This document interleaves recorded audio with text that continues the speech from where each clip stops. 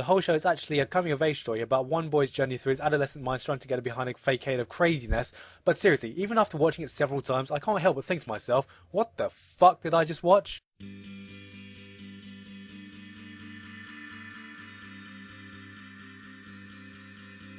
Fooly Cooly is my shindig, the bee's knees, you know what I'm saying? The thing I go to when I feel like going down memory lane. I first saw it on Adult Swim back when I was 7. I had a robot living in my house. All 6 episodes in one night. I thought it was a dream at the time, but who could blame me? It wasn't until I was 14 or so that my friend brought it over to my house and I saw the whole thing soon after again. And then I figured out it existed. Take note that I shall be using the dub for this one. It's about time! Because as far as I'm aware, it's one of the more accurate dubs out there, except for some of the jokes and references, which, you know, I prefer that to be more culturally relevant to an American audience. Me, that is. Speaking of being nuts, Fooly Cooly isn't at all a clusterfuck despite being weird as hell. It's coherent, both symbolically and thematically. If you really care about the confusing plot, both Digibro and Cucurbita have written posts about it online explaining it. Links below. Regardless, Fooly Cooly is not about the plot. I don't even get why the sci-fi story of this anime would even be important at all. The staff over at Gainax built the show off of a collage of things that they had lying around in nostalgic motifs, including music. So a lot of the show feels like 90s garage band lyrics brought to life, and that's something that I really fucking love about this series. Any kind of anime that gets you to think outside the box on how a story can work should be upheld. I'm pretty sure almost none of this shit is literal. Naota's dad gets fucking freeze-dried and the characters brush it off like it's nothing. I'm embarrassed. Oh, by the way, gonna be spoilers for the entire thing. Now I know that we're going to be doing an in-depth analysis of its core themes and stuff, but first we've got to be talking German. There's no way we can be a fully fledged analysis video without talking about obscure German shit. In my good old Japanimation. Know what I'm saying?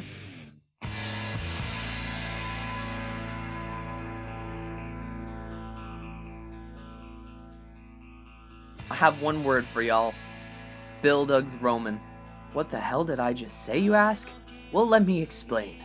Carl Morgenstern, a philologist, coined the term back in 1819, citing the novel series Wilhelm Meister as the first main source to define this literary structure. This structure is what I believe to be the foundation of all modern coming of age. Wilhelm Meister, Jane Eyre, David Copperfield, and Great Expectations. These 4 books are the pillars of the Bildungsroman, or the novels of building, as defined by the scholar Anniken Tellness Iverson in 2009.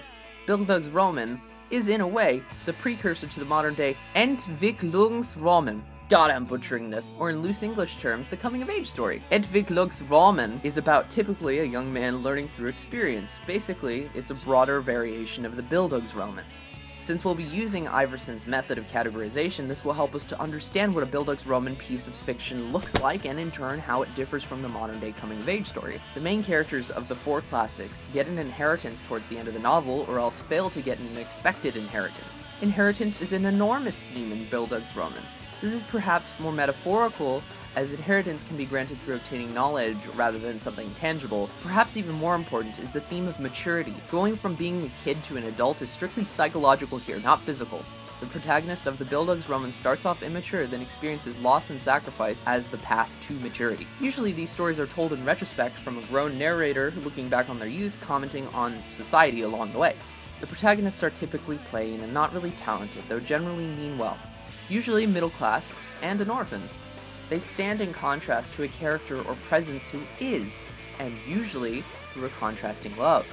The side characters, often friends of the protagonist, help them to grow without changing all that much in themselves. But they present our hero with philosophical questions so that he or she may reevaluate their own stance on life.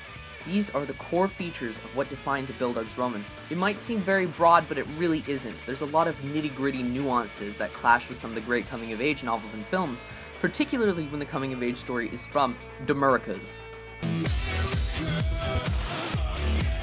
Comparing fiction like David Copperfield to the works of Huckleberry Finn will reveal subversive elements, taking apart conventions established by the 1800s literary archetype. Now, we'll be taking my favorite subversion of Bildungsroman and figure out how this one ticks. Let's do this shit. First off, in The Catcher in the Rye, the protagonist opens up the story by slamming one of the 4 pillars of the Bildungsroman. If you really want to hear about it, the first thing you'll probably want to know is where I was born, and what my lousy childhood was like, and how my parents were occupied and all before they had me, and all that David Copperfield kind of crap, but I don't feel like going into it if you really want to know the truth. Even Holden Caulfield's name is a direct reference to Copperfield. Eugene McNamara, a journalist from the 1960s, observed how different they really were, saying that there were more contrasts than similarities. Just like in A Bildungsroman, Holden is recalling the events of the past, however, he does it not over a span of years, but days. David assumes you're interested in him, Holden does not. Holden tells his story unreliably in a vague, illusory world, while Copperfield takes its narration and world seriously. Some of the biggest differences between Catcher and Copperfield is at its very core, though. Bildungsroman is all about people guiding the protagonist, philosophically questioning them and teaching. Holden is ignored by literally everyone in the narrative, including his teachers. Holden's development is strictly through his sister, Phoebe. Sisters are hardly a focus of Bildungsroman. Thematically, Holden doesn't inherit much, he doesn't mature much. He's a protagonist who achieves his goals from a meta perspective, through the reader actually reading the story instead of achieving it tangibly. The Bildungsroman Index, a measurement system designed to see how well something fits into the genre, and yes, it is a genre, Catcher falls flat with 38% compatibility. In truth, Catcher in the Rye is much closer to an Entwicklungsroman. Ha! I hear you exclaim, what does all this rambling, stupid German nonsense have anything to do with Fooly Cooly? Fooly Cooly goes against this, right? Besides, isn't this all intrinsically related to the written medium? Well, dear viewer, you're exactly right.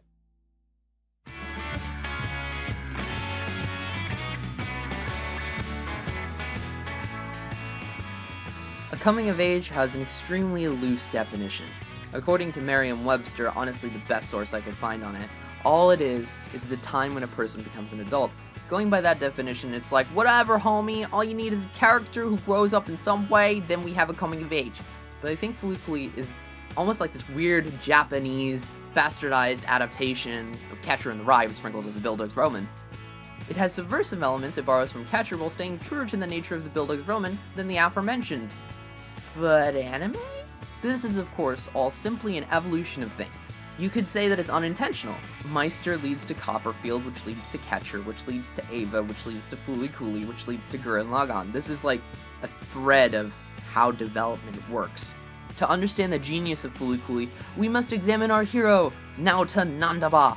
We'll compare Naota's journey to that of both Holden Caulfield and a little bit of David Copperfield, discovering how Fooly Cooly might just be the quintessential modern-day variation of the same story, but even have enough subversion to be itself. In Catcher, Holden's younger brother Ali was left-handed and had bright red hair. He died at 11, leaving Holden grief-stricken.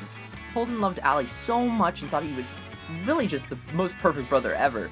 Too perfect, like an idealized caricature.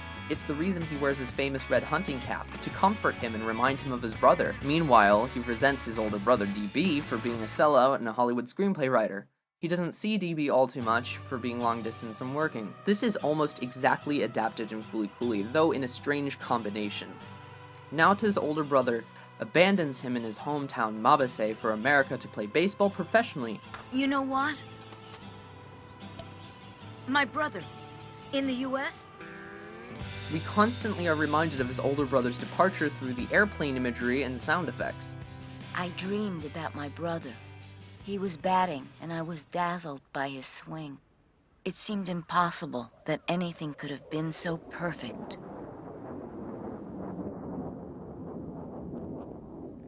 His brother was left-handed, symbolizing uniqueness. 真耳は別に左利きじゃないんだけど、左でバット振るわけよ。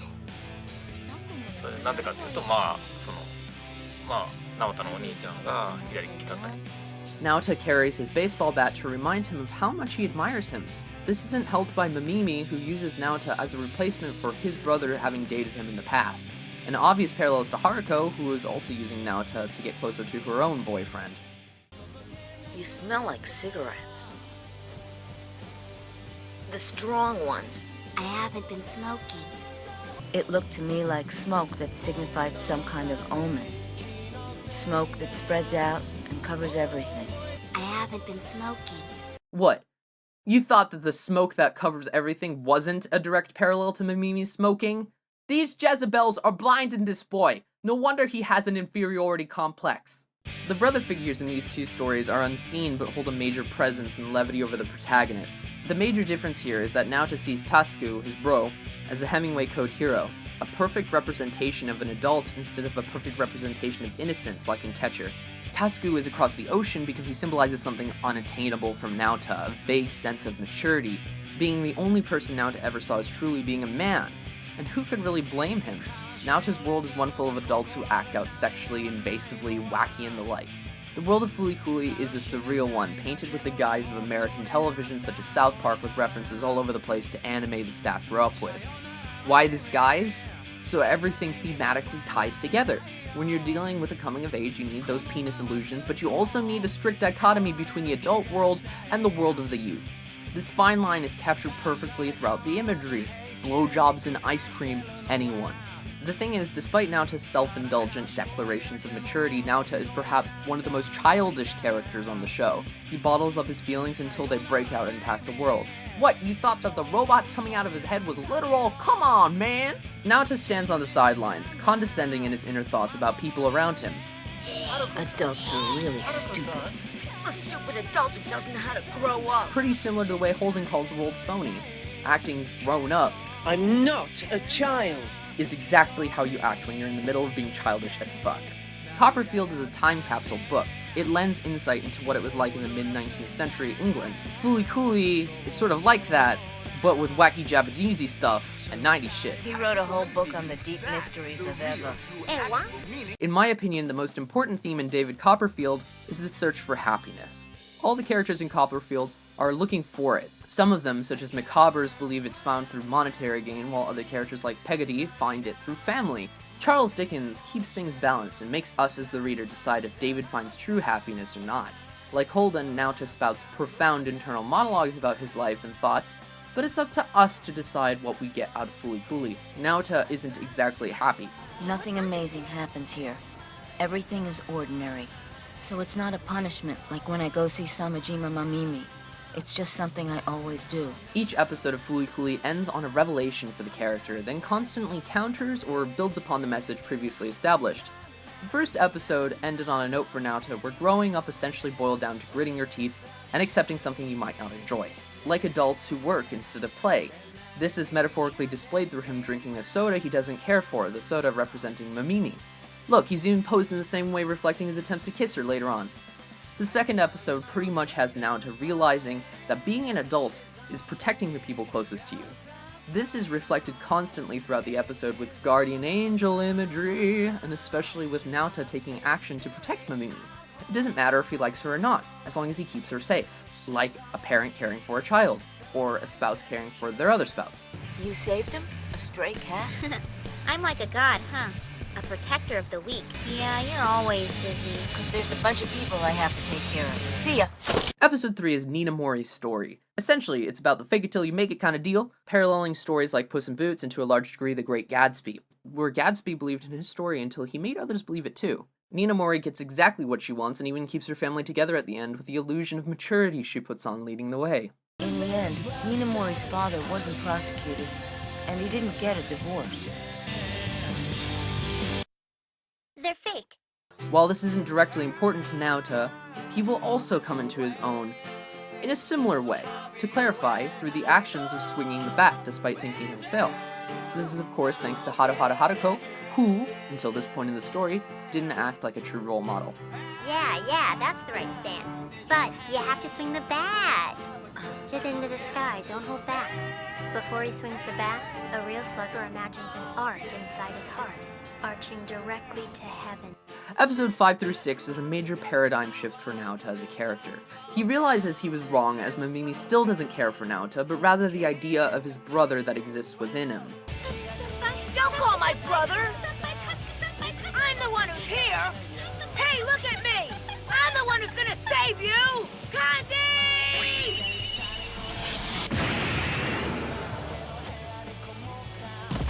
Now listen, my name is Naota! Don't ever call me Takun again! The only way to be a man is to be your own person.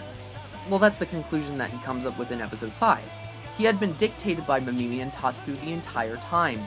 The only way to help Mamimi come into her own instead of letting her be an emotional parasite is to let her find her own path in life. It wasn't about protecting her, rather leaving her to her own devices to cope with her own rejection. This sort of writing that challenges the protagonist's ideals is stellar and continues to do so up until the climax of the series. Much like Copperfield, happiness for Naota and the rest of the characters are found through experience, each finding their own answers or not at all. Like Bildungsroman, Naota inherits something at the end. He accepts Haruko and what she represents, taking with him a piece of herself. This is represented by the guitar. Haruko is lazy, arrogant, and selfish, but she also is sometimes wise, experimental, and fun. All these things are things that come with being a young adult. He figures out just how much he loves being exactly where he is in life, philosophically questioned and shaped by Amara, Ninamori, Namimi, and of course Haruko herself. Whether or not he truly finds the answer to maturity is up to you. In the end, he continues to be who he is. Perhaps that is the answer. Cooly doesn't have to have great philosophical aspirations, but is in fact something very close to home, hiding depth amongst insanity. If you look a little closer, you might find just a little bit of yourself in between the craziness. Hey, even if you think Cooly shit, you can't deny the objective truth that is the pillows are fucking awesome.